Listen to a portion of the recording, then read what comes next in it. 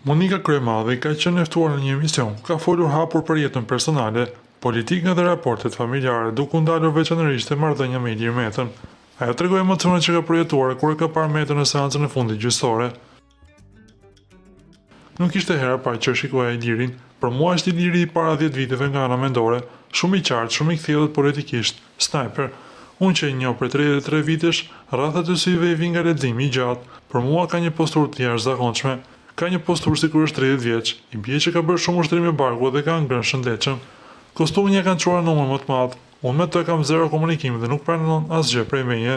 Duke folur për marrëdhënien e tyre, Kryemadhi u shpreh: "Ka mbaruar ndoshta dashuria.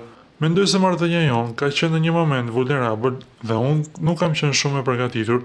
Ati i thanë që ajo ka të dashur dhe doli që në fakt ishte Ilir Meta. Shikoj se si shkëlqejnë sytë aty. Ai është baba i fëmijëve të mi.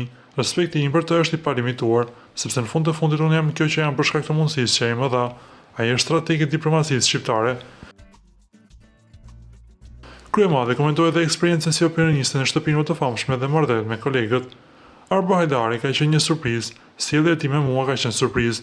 I pata thënë Arbrit, mendoj seriozisht politikën, por është skeptik dhe nuk ka faj.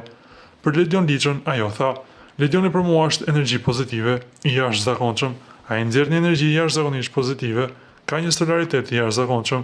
Arbi dhe Ledioni kanë qenë me efekt antidepresion me nivele të larta në këtë shtëpi të famshme." Në fund ajo ndau edhe një reflektim personal. "Më fal do të thoja vetëm fëmijëve të mi që nuk kam investuar shumë në kohë fizike dhe emocionale me ta.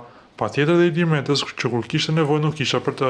E lash në shoqëri të gabuar. Kjo është kostoja që unë duhet të paguaj gjithë jetën."